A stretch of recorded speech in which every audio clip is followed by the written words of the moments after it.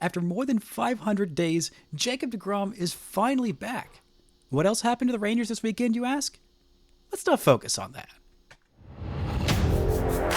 You are Locked On Rangers, your daily Texas Rangers podcast. Part of the Locked On Podcast Network, your team every day.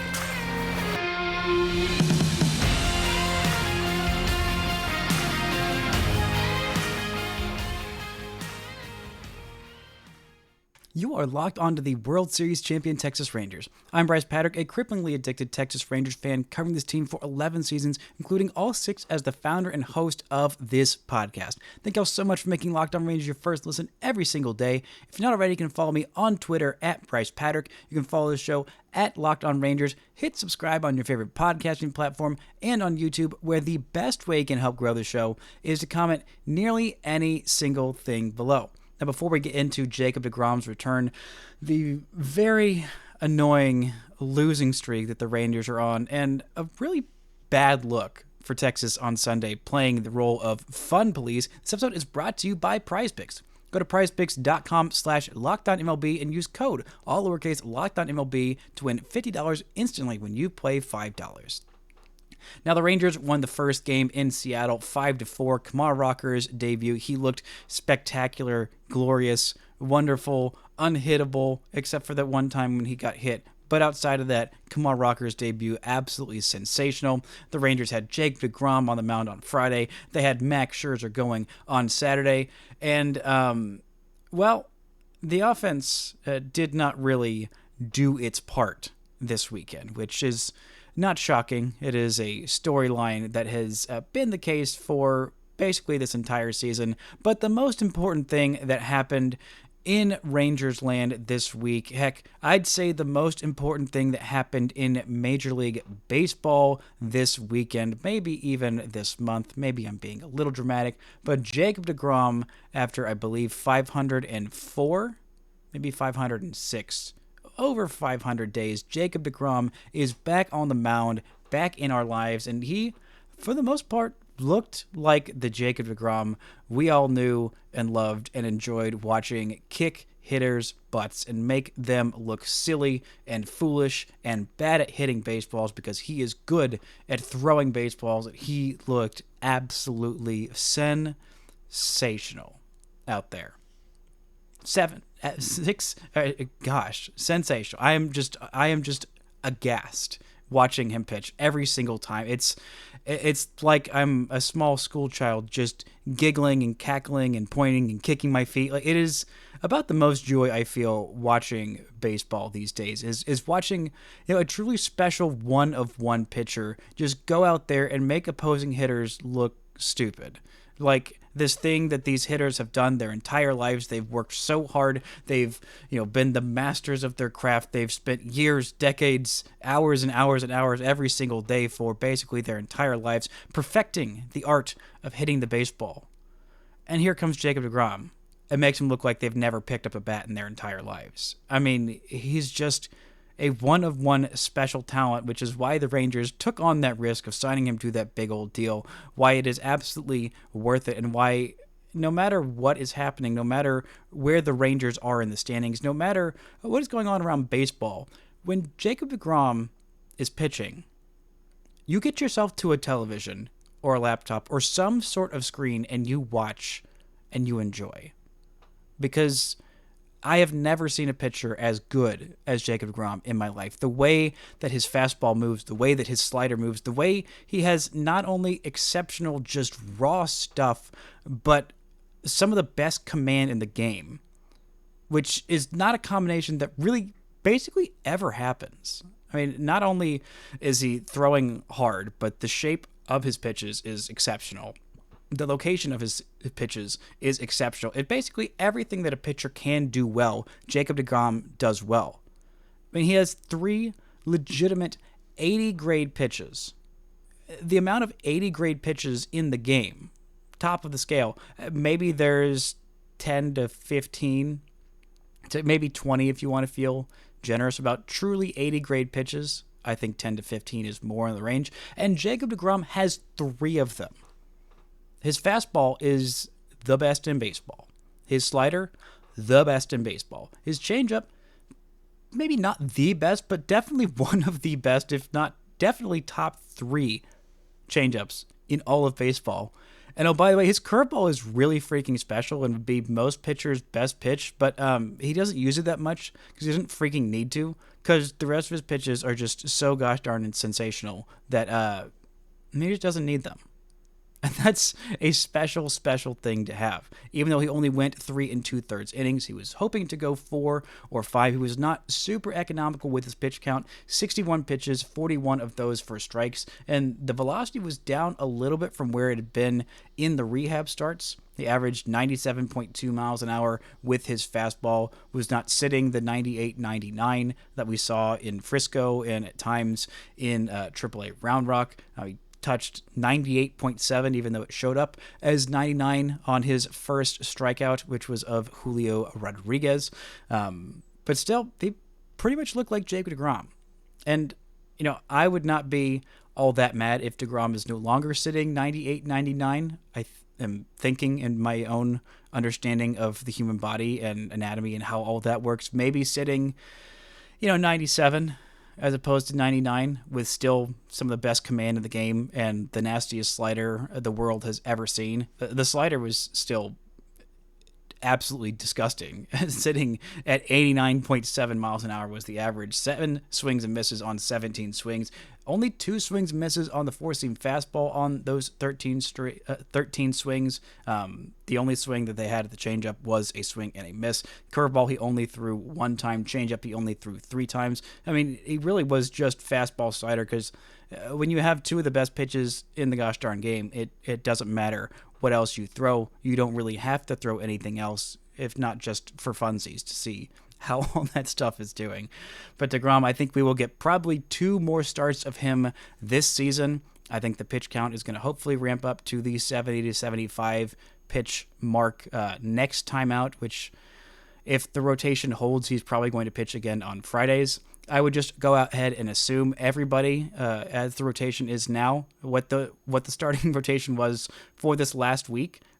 Just go ahead and pencil that thing then for this week and also next week, because the next 3 games have already been determined who the starters are going to be for this upcoming series at home against the Blue Jays.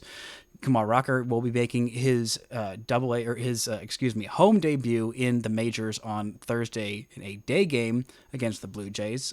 So if you want to play hooky for your job, to go and check that out, I think it might be well worth your time if you could just happen to call in sick that day.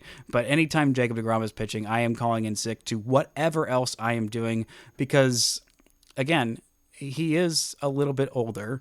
He is a little bit frail, more than a little bit at this point. You're hoping that this is just the sign of, okay, he'd been putting off getting Tommy John or UCL repair surgery for the last 3 years, and then he finally did it. I mean, 2021, he missed so much time. 2022, he missed time, all with elbow-related stuff for the most part.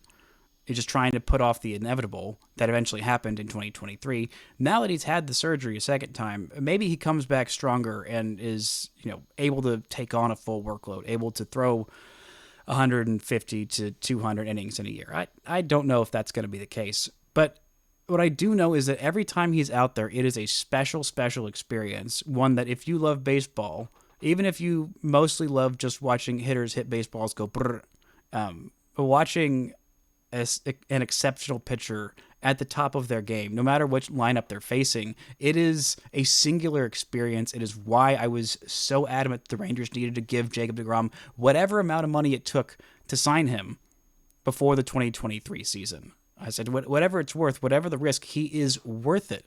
Because especially if you get him healthy, you keep him healthy for most of the year, and mainly if you get him healthy and you are in the playoffs, and you can throw that guy out there as one of, in the playoffs, 4 in your starting rotation, you have an insurmountably higher chance to win those games, an exponentially higher chance to win those games with a guy like this on the hill. And every time he takes that mound, you never know when it's going to happen next. So instead of worrying about the health of his elbow, how he's doing, what's the pitch count, blah, blah, blah, blah, blah, blah, blah, I think the most important thing, at least for now until the end of the season, maybe just in general while always watching Jacob deGrom is just remember how rare it is to see someone dominate like this and just sit back and enjoy it without the fear of anything else around it. Coming up, we're talking about Jacob deGrom, not only him, but also Max Scherzer's return, another pitcher that starts with a J. We had a pretty decent weekend this weekend. Right after this word from our sponsors. This show is brought to you by FanDuel. You've heard us talk a lot about FanDuel, America's #1 sportsbook. Well, we've got something a little different from you. Now through September 22nd, all FanDuel customers can bet $5 and get a 3-week free trial of NFL Sunday Ticket from YouTube and YouTube TV. Then, with the YouTube TV base plan, you'll be able to watch every regular season Sunday afternoon out-of-market game. All you need is a Google account and a current form of payment, and you can cancel at any time. So head over to FanDuel. They got all kinds of great odds right now. The odds are taken down for American League MVP because it seems like Aaron Judge is running away with that. But you look at American League Rookie of the Year, somehow Wyatt Langford not on this list in the top 7.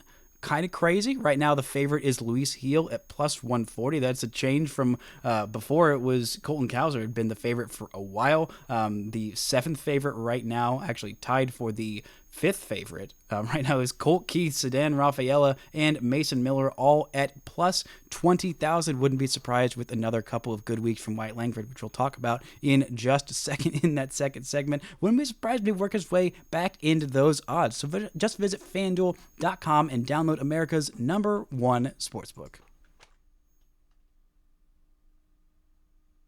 Shout out to the everydayers for making Locked On Rangers your first listen every single day. On tomorrow's show, I'll be talking about Chris Young signing an extension and getting a title bump to the president of baseball operations. The Rangers take on the Blue Jays tonight, Tuesday night, 7:05 Central Time, first pitch. You can catch every pitch of the hometown broadcast on Sirius XM. Just download the SXM app and search Rangers.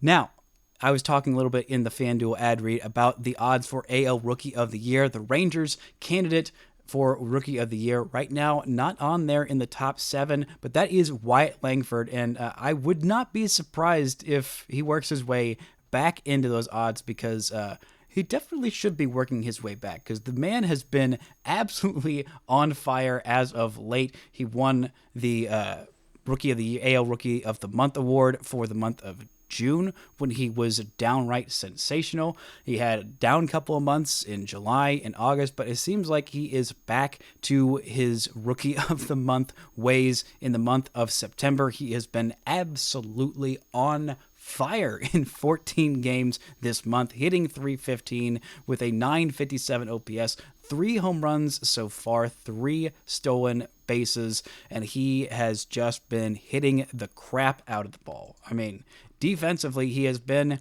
a net plus this year to the point where it feels like, I think a month ago, maybe not even a month ago, he was at around a 1 or maybe 1.5 WAR season. And right now, according to Baseball Reference, he's at 2.6 WAR. 2.6. That's the 5th best on the team.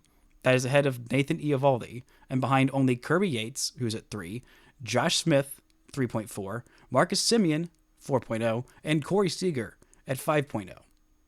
The kid who had what he would probably describe, and I think most people would describe as a disappointing rookie season, is on pace to have nearly a 3 WAR year, end up being a net plus defensively, something that was not expected, and be an above league average hitter at 22 years old after 200 plate appearances in the minors. Less than a year after being drafted, already an everyday above average first division regular. That's truly sensational. And seeing him go on this kind of a run, this kind of a stretch down the year, just finishing off his season good, finishing it off well, finishing it off with hope for next year being even better than this year, because this is solid. But this is not the expectation that Wyatt has of himself, that even the Rangers have of him. I think if it's all said and done, if he ended his season tomorrow, this would be a net big positive. Not where I set my expectations, which were probably a little high because I tended to forget, oh yeah, this kid is just 22 years old. He is just a rookie, and he did spend all of 5 seconds in the minor leagues because he was so good. He necessitated that jump up to the big leagues. But right now, a 103 OPS plus. He has been an above league average hitter. He has been a net big positive on the base paths, in the field. And he's been the round average with the bat, which was supposed to be the carrying tool. But the fact that he was just this incredibly fast, and I don't think anybody really was aware of it, or at least most of us weren't aware of how fast he was and how much of a floor raiser that was, how quickly he learned how to, make good routes out there in the outfield, make smart throwing decisions. Doesn't have that many just head scratching misplays, and playing a decent amount of center field as well. Seeing him in this season on a hot streak is a good thing, a good thing for this future. I think there's going to be a lot of expectations of him to make a jump in year 2, and I think he can absolutely do that. I think he will do that. The thing that I really liked the most about him was his ability to adjust and make adjustments quickly, because people didn't expect him to figure things out that quickly at the minor league level. There were some holes in his swing of chasing right-handed sliders outside the zone, of, expanding the zone at times against fastballs up, and he cleared those things up pretty well. And him having an above league average walk rate and strikeout rate, or I guess below league average strikeout rate, a better than average strikeout rate and walk rate, while having some of the worst strike zone calls against him all season long, is such a testament to this kid, staying in his approach, knowing the strike zone and sticking with it. And that is not leading to, these prolonged slumps. It's just slumps of him not, always taking advantage of the gift pitches that he's given. But he's not the only one that is finishing off this season strong offensively. Also, Marcus Semien on an absolute heater as of late. 4 home runs in his last 7 games. He is also fighting the good fight to be an above league average hitter in terms of OPS plus. Right now, that's something that I'm really looking for in the last, 12 games of this season, is to see, all right, can Marcus Semien end the year as an above league average hitter? Right now, a 701 OPS and exactly 100 OPS plus, which is league average. Right now, Wyatt Langford 709 OPS, 103 OPS plus. Hoping that both of them can finish in the 105-ish range. But just seeing this hot streak from Marcus, it's been a disappointing year. And, when you get a little bit older, there's always that worry of, okay, especially when you have the mileage that Marcus does. I mean, he takes incredible care of his body. I mean, you don't become the Iron Man that Marcus Semien is without having that great routine, without being extremely meticulous in your regiments of how you rest, when you work out and things like that. And that is a testament to the work that Marcus Semien puts in, and it is why I felt totally okay, and why the Rangers felt totally fine giving him 7 years when other people wouldn't, because they said, hey, this is a guy who, eventually he's going to age, and he's going to be 38, I think, at the end of this contract, or 37. But they're not too worried about him just completely falling off a cliff because he takes such good care of his body. And seeing him get this kind of a hot streak towards the end of the year, reminding you, okay, he's not washed. He's not done. He can still have another 4 or 5, maybe even 6 more season next year, have those offensive numbers boost back up to about where you'd expect for a player of Marcus Semien's caliber, which is going to be a huge part of this team bouncing back next year and being better than they have been. But another part of them bouncing back next year is going to be Jack Leiter, who had a great piggyback start with Max Scherzer, who made his season debut. Scherzer looked really solid in his 4 innings of work, did give up a 2-run bomb to Julio Rodriguez, I believe one pitch, maybe not one pitch, but later on in that bat, after he went pretty far inside on Julio, and it looked like Julio might have gotten hit with the pitch, but it turns out it bounced off of his bat, and then Julio hit one of the furthest home runs that I have seen this season into the upper deck for a 2-run shot to give the Mariners the lead in that 3rd inning. But Scherzer looks solid. I'm not, as excited about every single Scherzer start in a way that I am about deGrom. I think Scherzer has lost a lot more. He's not looking like peak Scherzer, but it's still fun to watch an all-time great go out there and chase these records and things like that of trying to get back ahead of Justin Verlander for 10th all-time in strikeouts in Major League Baseball history. I think Scherzer is absolutely going to come back next season and pitch for somebody. I don't think it's the Rangers, but the guy who finished up behind him gave the Rangers 4 innings of 2-run ball in that same game. Jack Leiter, he is going to be a big part of the Rangers' success in 2025, being a part of the starting rotation. 6 strikeouts for Jack, 3 hits, 2 runs, both of them earned on a home run, and 2 walks as well. The 6 strikeouts were very, very impressive. The fastball looked about as good as I've seen it.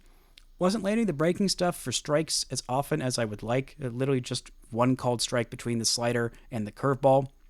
Wasn't as curveball heavy in this one, but did get a swing and a miss and a strikeout on that. I believe that was of Julio Rodriguez, who was absolutely on fire this weekend, as were a lot of the Mariners hitters, unfortunately, for the Rangers. But good to see Jack go out there and pitch well in a situation that he's not really used to, of going in the 5th inning and being a piggyback starter.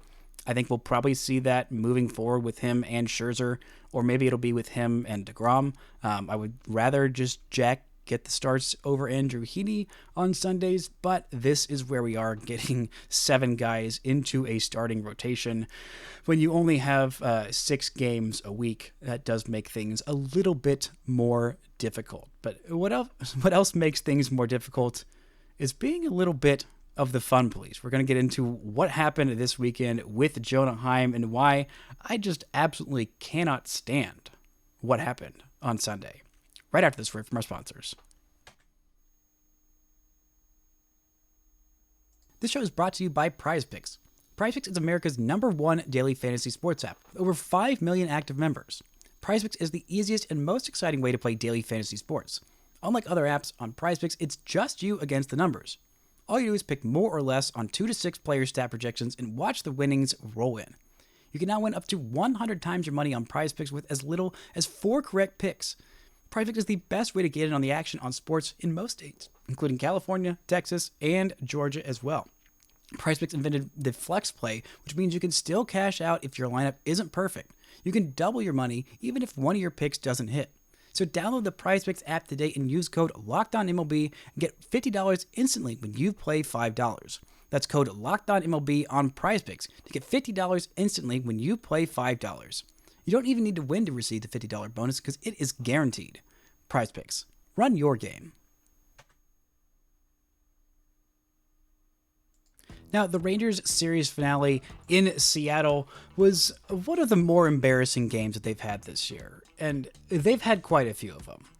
I mean, we can go through not only the umpiring performance that was just horrific all weekend, honestly, both sides. It was mostly horrific in favor of the Mariners, but just some objectively terrible strike calls, including one that was not objectively horrific, but it was pretty bad and pretty inconsistent, of what should have been strike 3 against against Justin Turner, ends up being leading to a 3-run homer, that was to Mitch Garver. What should have been strike 3 ends up leading to ball 4 right ahead of a Mitch Garver 3-run homer that ended up being all the scoring that the Mariners would need. It ended up being more base runners than the Rangers had all day long. Here, let's go through in deep process of the Rangers base runners from Sunday. There was the Ezekiel Duran single. That's it. That's all of them. And Zeke Duran was immediately erased with a double play hit into by Carson Kelly, and the Rangers were 27 up, 27 not quite down because of that one single, but as close to a perfect game as you can get. I mean, 27 batters faced and 27 outs achieved because of that double play. Just a good job of pitching by George Kirby and the Mariners bullpen. But overall, Not a great look. Heaney had a fine day. I mean, 5 innings with the 3 runs, all coming on that home run. Festa was fine, not great in his 1 inning of work. Harrison Garabito, after being called back up because of the season-ending injury to Jose Urena, gave up 3 runs in his 2 innings of work. It didn't matter because this Rangers team was not going anywhere. And the Mariners did not stop scoring after that 3-run homer. They would also have a home run, by World Series champion Mitch Garver. I should add respect to that man's name. A 3-hit day for him. He has been much better offensively. Still, I don't think going to get to the 200 batting average mark, but an overall not truly disastrous season for Garver. But most of the frustration boiled over with when Randy Arozarena hit a home run in the 7th inning to get the 20 home run mark. The first, I believe, player in MLB history to hit 20 home runs and steal 20 bases in 4 consecutive seasons. A nice benchmark for him. He celebrated a little bit much. I mean, a little bit showboaty for a solo shot to go up from 4-0 up to 5-0 up in the 7th inning off of Harrison Garabito. I mean, I didn't think too much of it. He was really feeling himself and had like 6 different celebrations around the base paths, but it's fine. That's who Randy Arozarena is. He is a flashy, showy player who likes to celebrate and have fun out there when he does well.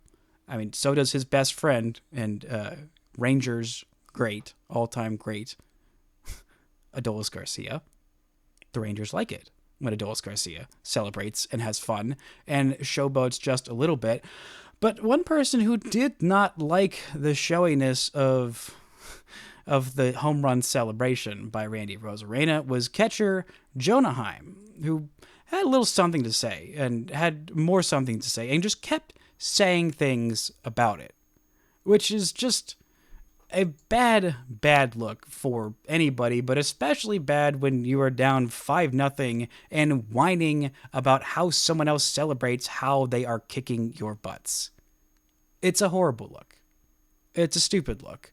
And Jonah Heim has been having a terrible season, the worst season of his career. A 583 OPS. I mean, you go into his Baseball Savant page and there's so much blue. It is kind of unbelievable. I mean, he has been bad at, framing pitches, which is his most valuable skill. He has been terrible at catching base runners stealing. He is one of the slowest players in baseball. Offensively, his expected batting average, expected WOBA, expected slugging, the actual batting average, WOBA, slugging, all of that, way down there towards the bottom portion of the season, the playerscape in Major League Baseball. I mean, he has been the worst batter, everyday batter in Major League Baseball this year. It's been horrible. And having this kind of a look of policing the fun of a team that just won the World Series last year and, you're out of contention, almost mathematically eliminated. Not quite, but almost there. And you're sitting there whining about somebody else, how they celebrate. It is just such a loser look for a team that just won the dang World Series last year. You just won it last year. Why is this bothering you? Why is this the thing that you want to stand your hill on? I mean, Heim had a couple of inexcusable mistakes in terms of pitch calling this series alone that led to big home runs by both the Vandy boys. Both of them on full counts. Both of them fastballs they called for just right down the middle. The one run that Kumar Rocker allowed was on a solo shot after he just missed getting the call because Jonah Heim didn't do the best job of framing it. I think he did good enough to get the call, but alas, it was a frustration call of a four-seamer right down the middle, and Rocker's four-seamer is not one that is good enough to just blow by hitters right down the middle, and it was hit 410 feet to dead center field by Justin Turner, the only run that he allowed in that game. Then, with Jack Leiter, after not getting the call on a 3-2 pitch to Luke Raley, calls for a four-seamer right down the middle, and Luke Raley does not miss it. and just really absolutely does not miss it for, I believe, 460 feet, 110 miles an hour off the bat. Just an absolute tank. And Jonah was setting up right there, middle.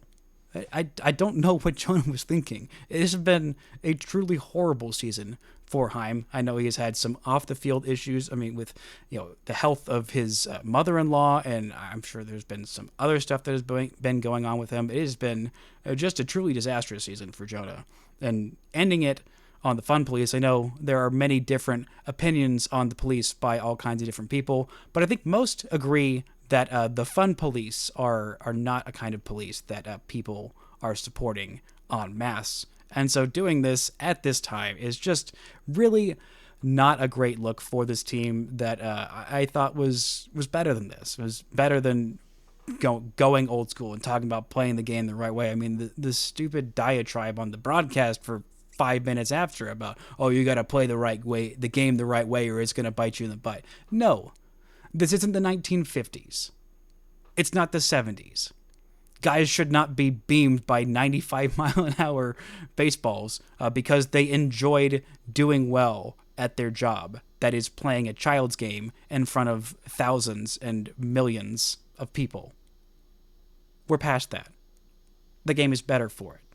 The game should be enjoyed and celebrated and grown by players like Randy Rosarena, like Adolis Garcia. Heck, even Corey Seager and Marcus Semien had moments where they were pimping their home runs in that World Series run. I mean, the Marcus Semien home run, a guy who is, the most stoic, seeing him leap around the bases in Game 5 after he hit that game-sealing homer was one of my favorite moments in the history of baseball. It was incredible.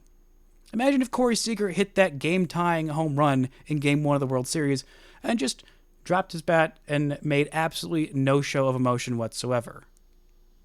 It would have been so horrible for the game. It would have been so boring. The home run that he hit in Game 7 of the ALCS in that first inning where he just ambushed a pitch and just destroyed it. That set the tone for that Game 7. Without that, if Corey Seager just hits the home run like normal and trots around the bases all boring like, that team doesn't get all fired up like that. I mean, if he just does that to Christian Javier and just kind of calmly walks into the base paths, no, Seager let out that kind of primal roar, and he was, leaping and, smacking the crap out of everybody's hands on the way in there, and everyone said, that fired me up. It's a good thing for baseball when people celebrate their home runs, whether they're going from 4-0 up to 5-0 up, or they're tying the game up in the bottom of the 9th inning of Game 1 of the World Series, or they're hitting a walk-off homer in the 11th inning of the World Series. This is just not a great look on a weekend that was full of not super great looks, but at the end of the day, the main thing I'm taking away from this weekend is that Jacob deGrom is back, and we get to watch him once again throw some magical baseballs for the Texas Rangers. That's going to do it for today's show. Thank you all so much for listening and subscribing, and until next time, don't forget to enjoy World Series champion Texas Rangers baseball.